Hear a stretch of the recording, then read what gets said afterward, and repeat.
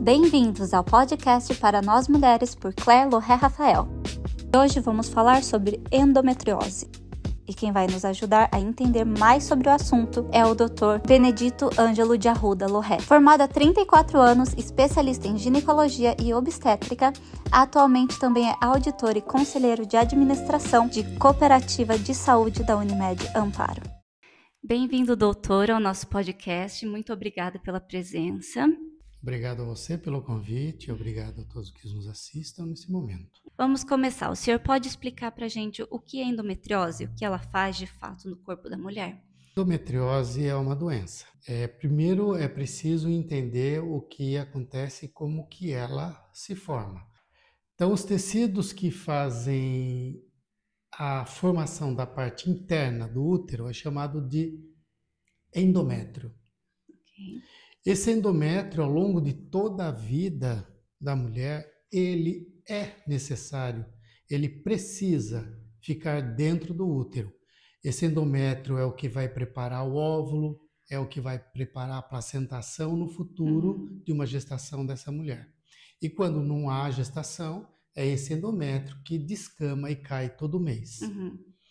Existem várias teorias para tentar explicar por que esse tecido endométrio acaba ficando fora do útero, ou durante a formação embrionária, ou já na vida adulta.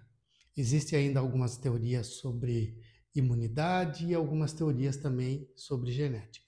Seja como for, endometriose é uma patologia onde o endométrio está fora do útero e ele pode estar em qualquer lugar. É isso que eu ia perguntar, onde esse tecido indesejado pode se espalhar e como isso afeta diferentes órgãos? Então, em geral, o endométrio, ele, ao sair fora do útero, ele cai nas escavações naturais que a mulher tem dentro do abdômen. Geralmente é no retroabdômen, que seja atrás do útero e na frente do reto, na escavação reto-uterina, porque é uma questão natural de queda. Certo. Porém, ele pode se apresentar também sobre o ovário, sobre a trompa, sobre a bexiga. E normalmente, como é que a gente vê esse endométrio ao vivo? Ele é como uma geleia de morango, que você pingasse de uma certa altura em cima de uma mesa e é aquela sensação de alguma coisa que espirrou ali e é uma geleia de morango que, se você pôr a mão, vai sangrar facilmente. Entendi. E quais são os sintomas mais comuns e quais costumam passar despercebidos mesmo por anos? Bom, isso é uma pergunta muito interessante porque a ginecologia ela já passou por muitas fases. Antigamente, os ginecologistas muito antigos, eu tenho 34 anos de formado como ginecologista, então eu peguei um pouco da fase antiga e hoje eu estou na fase moderna da ginecologia. O que acontecia? Antigamente chamava-se de problema de mulher. É problema de mulher. A mulher tinha cólica, menstruação excessiva, ela ia no médico, problema de mulher. Depois passou por uma fase de que os ginecologistas falavam assim, bom, vamos dar então um anticoncepcional para regular a sua menstruação e tirar a cólica.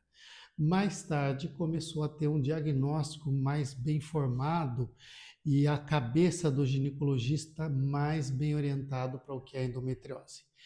E a endometriose, ela não é uma doença cancerígena, ela não é. Ela é o próprio endométrio da mulher fora do útero, como já discutimos, mas é uma doença grave. Não, no que ela é grave? A endometriose, ela anda. Como é que ela anda? As células do endométrio fora do útero recebem ação do estrogênio. O estrogênio que está sendo produzido pelo ovário. Muito bem. Assim como lá dentro do útero está crescendo esse endométrio todo mês, e se não engravidar ele sai, esse endométrio fora do útero, que nós vamos chamar de endometriose então, também recebe ação do estrogênio e cresce. Cresce quer dizer o quê? Ele anda de forma lateral e pode andar também de forma a aprofundar-se dentro dos tecidos onde eles estão. Tá? Isso dito, a gente já pode partir para um conceito de que quais são os sintomas, os sinais clínicos da endometriose e por que é tão importante diagnosticar o mais cedo possível. Muito bem. Essa visualização de que todo mês, então, esse endométrio vai penetrar ou vai andar, na verdade, esse endométrio, como um corpo estranho, ele vai promover uma ação inflamatória. Ah, então é uma doença inflamatória pélvica? Sim, é uma doença inflamatória pélvica. Como uma doença inflamatória pélvica e como responsivo ao estrogênio, quando ele começa? Nas primeiras ovulações. E o que é importante a mãe perceber? Queixas como quando a menina ela fala: minha menstruação é muito dolorosa. Minha menstruação ela é muito volumosa. Minha menstruação tem uma tendência de dias, demorar muitos dias. É preciso que as mães entendam, e principalmente as mães entendam, que isso não é uma doença de mulher. Isso não é um problema de mulher. Não banalizar esses sintomas. Exato. Uma menstruação boa, uma menstruação saudável, é aquela menstruação que vai entre 28 a 32 dias, dura 3 ou 4 dias, tem um volume médio de 8 a 10 absorventes trocados ao longo desse ciclo. Se você reparar no supermercado, você vai ver que a maioria das marcas de absorventes são 8. Porque são 4 dias e troca-se 2 vezes ao dia. Essa é uma média nacional. Então não há que se banalizar. Tá? É uma queixa muito forte e tem que, o quanto antes, seguir para um ginecologista. Como que é o caminho real até o diagnóstico? Existe um exame que identifique a doença com precisão? Sim. O grande problema da endometriose é diagnosticar o quanto antes. Como a gente já vem acompanhando o nosso raciocínio até aqui, então a gente já viu que ela aumenta, todo mês ela recebe ação do estrogênio. Ah, e se eu der uma pílula, então eu vou melhorar a cólica? Vai. Eu vou diminuir o fluxo? Vai. Mas a pílula tem progesterona e também tem estrogênio, então vou alimentar essa endometriose? Vou. Então, o que deve fazer a mãe, os pais, o responsável por essa criança? Levar no ginecologista o quanto antes, tá? Porque quais são, vamos dizer assim, os efeitos maléficos da endometriose? Vamos começar no início. Qualidade de vida dessa criança, péssima. E é uma criança que está na escola, depois ela é jovem, depois ela é adolescente. Ela vai enfrentar vestibular, provas, e qual vai ser a qualidade de vida? 2, ela vai ter anemia, ela vai estar suscetível a outras doenças. 3, essa patologia vai se estender não só mais ao ciclo, mas ele vai se estender ao longo do mês. O que vai transformar a vida dessa criatura num sofrimento, um caos, uma qualidade de vida péssima. Agora vem o pior. Como dito, a endometriose ela pode penetrar nos tecidos através do crescimento celular induzido pelo estrogênio do ciclo. Tá. Essa penetrabilidade ela pode ocorrer em qualquer órgão. Mas vamos aos mais comuns. Como a localização mais frequente dela é retroposterior entre o útero e o intestino, ou seja, retrouterino, é ali que ela vai penetrar os ligamentos uterinos, ela vai ligar os paramétrios, que são ligamentos que seguram o útero no local. E agora vamos começar piorando. Ela vai penetrar a serosa do intestino, a muscular do intestino, podendo transpassar o intestino, e aí torna-se um abdômen agudo, super emergência, e uma cirurgia de emergência que acaba seccionando parte do intestino. Nossa. E a surpresa é sair da cirurgia com a bolsinha, com a colostomia, por pelo menos 6 meses. Nossa. Também pode pegar e penetrar também o ovário, a trompa, e aí esterilizar essa mulher no futuro, torná-la infértil, bexiga, e ser um horror em toda a menstruação, muita dor para urinar, em toda a menstruação, muita dor para evacuar, evacuando sangue. Então, é uma doença séria e tem que ser visualizada pelo pais, mães responsáveis desde criança. Principalmente quando essa menina tem uma tia que já foi diagnosticada com endometriose, uma prima ou a própria mãe tem um histórico de menstruação ruim. Então é genético? Uma das teorias, sim.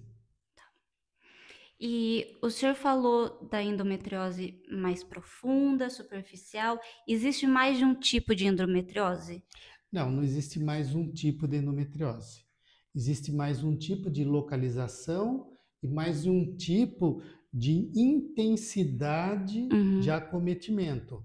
A gente poderia falar em graus. Existem algumas escolas que falam de grau 1 a grau 4, quando a gente já tem a endometriose profunda ou doença pélvica profunda. A doença pélvica profunda é quando a endometriose já atingiu órgãos ou já está pelo menos muito próximo de atingir órgãos como o intestino, bexiga.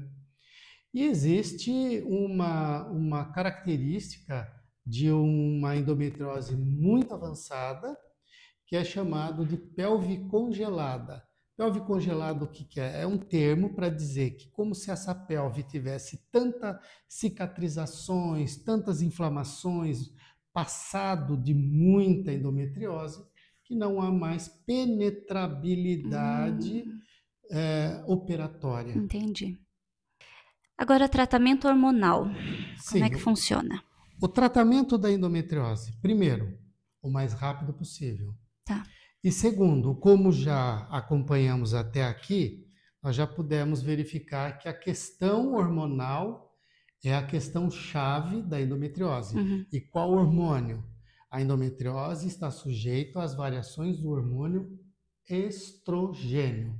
Lembrando que o ciclo menstrual tem 2 principais hormônios. Tem outros, mas vamos falar dos 2 principais: progesterona e estrogênio. A progesterona, ela prepara o organismo para uma ovulação. No pico desse gráfico de Pareto, nós vamos ter a ovulação com a progesterona no máximo. E depois, na descendência, como não houve a gravidez, por exemplo, então há queda da progesterona, queda de estrogênio. Então, o estrogênio, ele é o principal fomentador do crescimento do endométrio e da endometriose. Óbvio que, sabendo isso, o tratamento seria um bloqueio hormonal. O que se bloqueia estrogênio é a progesterona. É um hormônio antagônico ao outro. Logo, a progesterona, ela vem sendo usada há muitos e muitos anos. Eu acredito que há uns 50 anos vem sendo usada a progesterona para bloquear menstruações ruins, menstruações dolorosas e tal. Hoje, mais de uns 5 anos para cá, a gente tem drogas melhores. Hoje eu acredito que uma das boas drogas que nós temos é a Dienogest, de 2 miligramas, que ela faz um bloqueio hormonal tranquilo, sem muito efeito colateral, em geral, por pelo menos 2 anos. E tem uma cirurgia que pode ser feita. Sim. Vamos falar primeiro do diagnóstico, né? Que eu acho que você perguntou, não respondeu. O Golden Standard, o diagnóstico de ouro para a endometriose é a ressonância nuclear magnética. Além da ressonância nuclear magnética, nós temos outros exames de menor potencial de visualização. Então, por exemplo, a ultrassonografia pélvica simples, transvaginal, pode pegar. Mas quando visualiza, é uma endometriose muito grande. E geralmente a menina está com dor, o ginecologista pede ultrassonografia transvaginal, não aparece nada e fala, bom, então você não tem endometriose, vamos te dar uma pílula. Errado. A clínica é soberana. Um segundo exame para que a gente possa acompanhar não é específico, mas é um marcador tumoral. Esse nome não é porque a endometriose é um tumor, não, é um marcador tumoral, porque a endometriose é uma doença inflamatória, lembrando disso.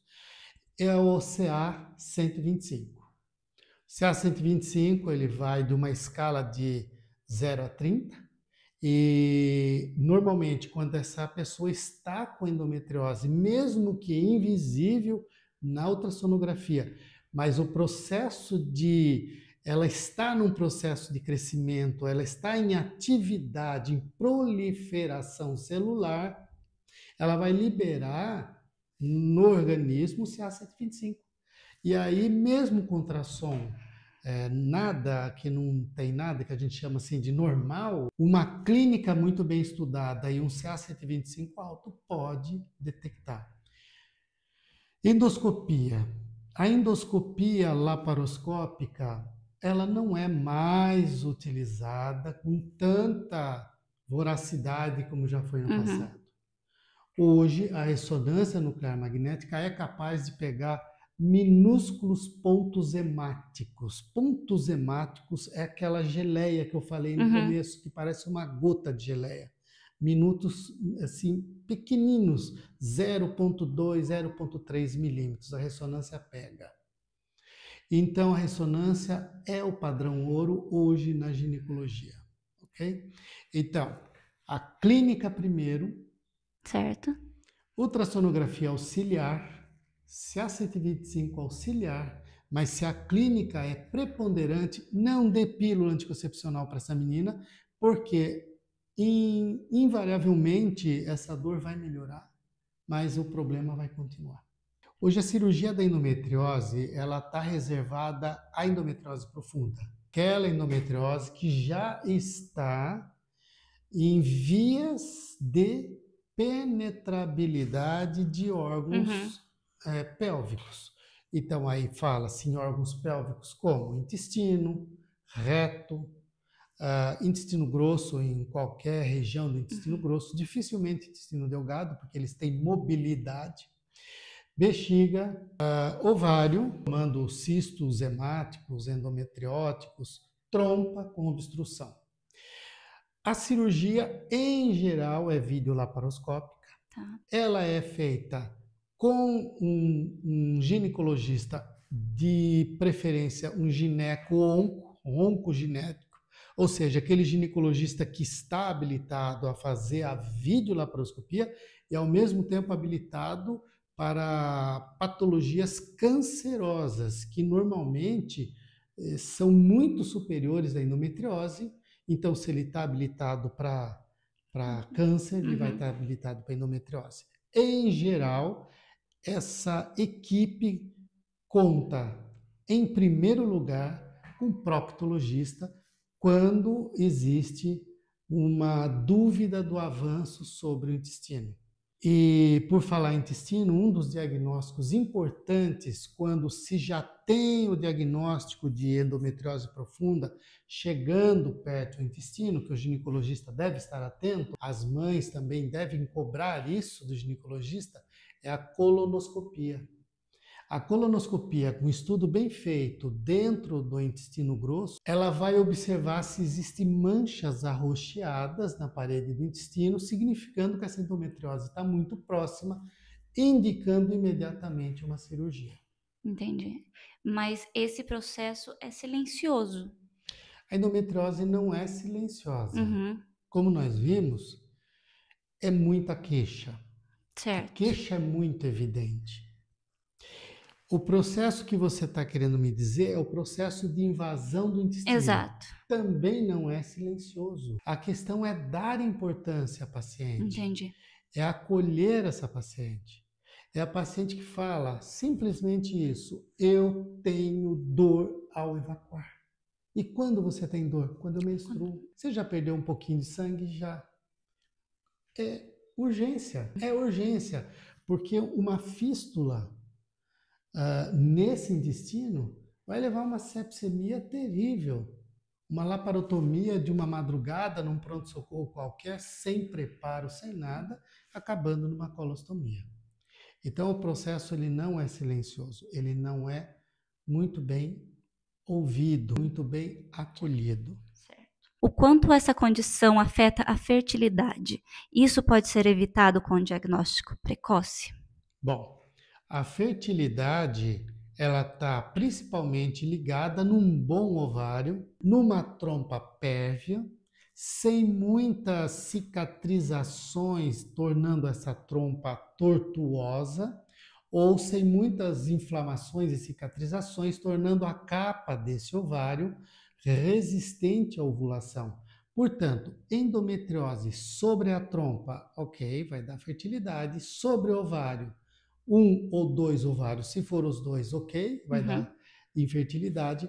Mas também tem uma outra ocasião que pode não atacar diretamente a trompa e nem o ovário, mas o processo inflamatório dentro dessa pelve é tal que o ovo tem que sair do ovário, entrar na trompa, ele vai encontrar uma floresta de pinheiros ali, que seria todas aquelas travas e processos inflamatórios, e mesmo com a trompa íntegra e com o ovário ovulando, esse óvulo não vai achar o caminho.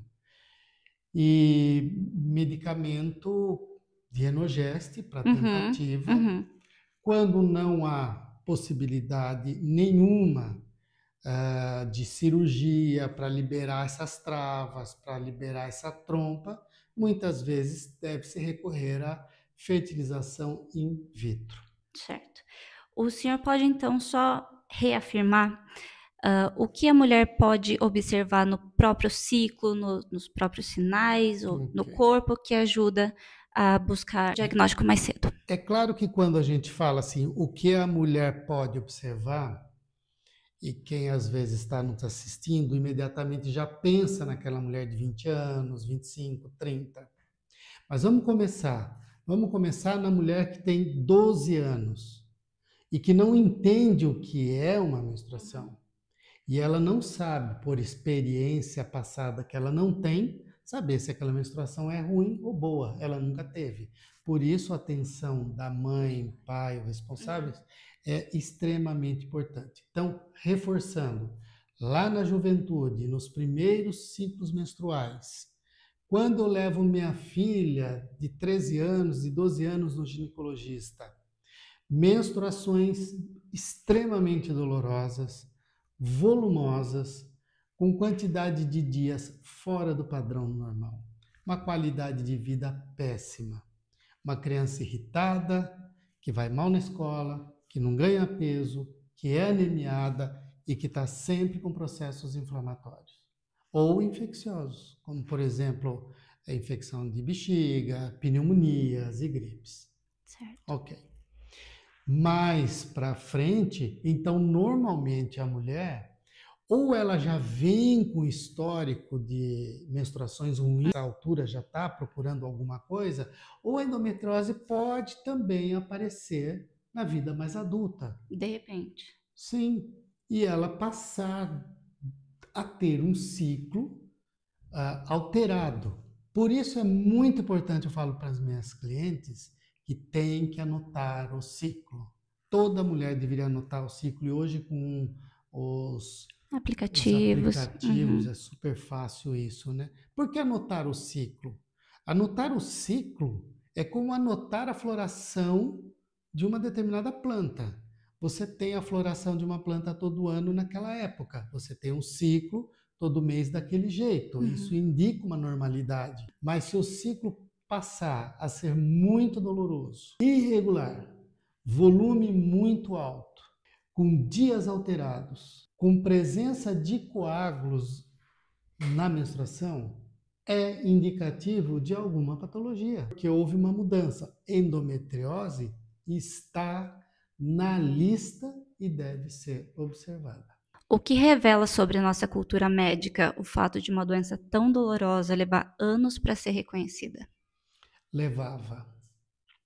Revela uma preocupação muito grande da ginecologia moderna em ter mais auxílio diagnóstico, em ter uma maior presença dessa patologia nas faculdades, na residência médica, tanto na vida acadêmica como na vida profissional, estar muito atento. E hoje você não repara muito nos ginecologistas mais novos dizendo aquela frase muito antiga e uma frase nada inclusiva, né? Que este é problema de mulher. Certo. Ninguém mandou nascer mulher. Então, eu acho que hoje a ginecologia, ela está incumbida de auxiliar mais o ginecologista a pensar mais na endometriose. A dor é algo que pode ser medido ou precisamos desenvolver uma nova linguagem para escutá-la melhor? Existem algumas coisas dentro da clínica da ginecologia, porque o ginecologista ele é o clínico da mulher. E como eu disse, a clínica ela é soberana. A clínica ela é muito maior do que qualquer exame. Quando uma mulher fala, eu sempre tive a minha menstruação muito dolorosa. Quando a mulher fala, eu paro num pronto-socorro toda vez que eu menstruo. Ou quando ela fala, não, minha menstruação sempre foi boa, de um tempo para cá eu preciso tomar 3, 4 medicamentos. Então, a quantificação da dor, a importância que o ginecologista dá à dor, é escutando essa mulher. Certo. Certo? Ninguém vai num pronto-socorro todo mês para tomar remédio por conta de uma menstruação. Então, tá errado. Tá errado. Então, não há necessidade de uma metodologia de quantificação. Há necessidade, sim, de acolhimento. O que o senhor já aprendeu com suas pacientes que não está nos livros?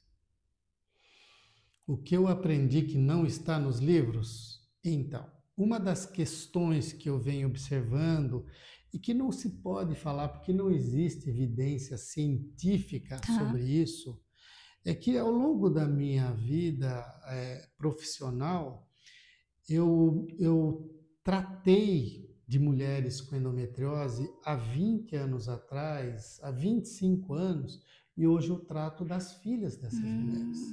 Então, eu não posso aqui, como técnico, como médico, abordar esse assunto, porque não há ainda uma medicina baseada em evidência que analisou que tem esse fundamento genético. Entendi. Mas o que, em relação à endometriose, o que eu verifico e que começa a ter alguma coisa, mas não existe estudos ainda evidenciando para que a gente, como técnico, como pessoa da ciência, possa falar, mas é a questão que parece ser genética. O senhor acredita que se a dor menstrual fosse mais discutida nas escolas, nas famílias, diagnósticos como esse aconteceriam mais cedo?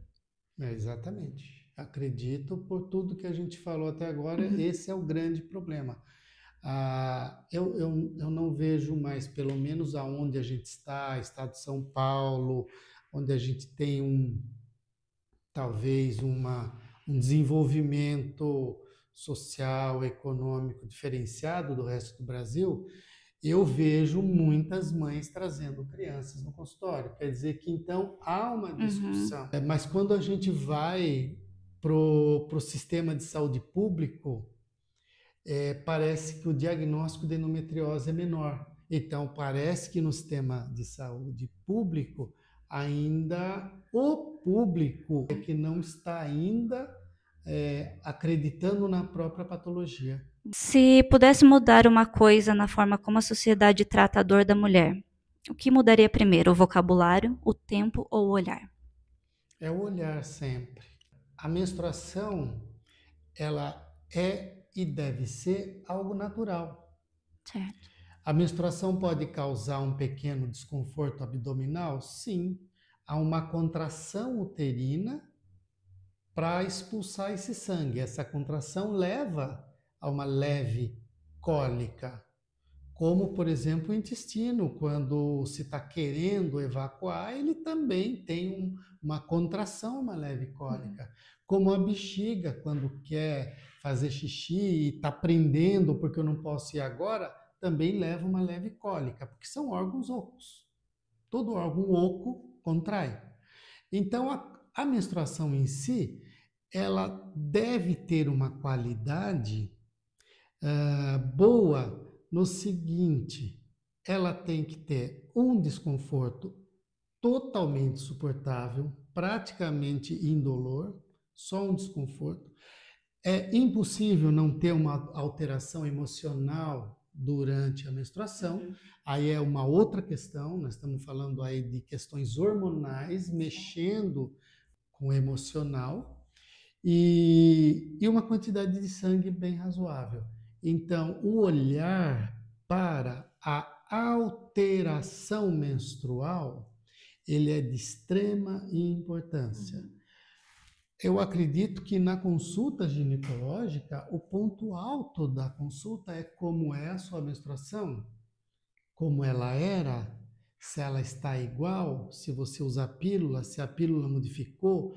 Ah, eu sempre usei pílula, doutor. Por que você sempre usou pílula? Não deixar essa frase passar. Eu sempre usei pílula, doutor. Mas por que você sempre usou pílula? Ah, porque eu tinha muita dor. Ah, tá. É um ponto. O olhar e a atenção para o ciclo menstrual diz muito sobre aquela paciente que está na nossa frente. Muito obrigada. Eu que agradeço.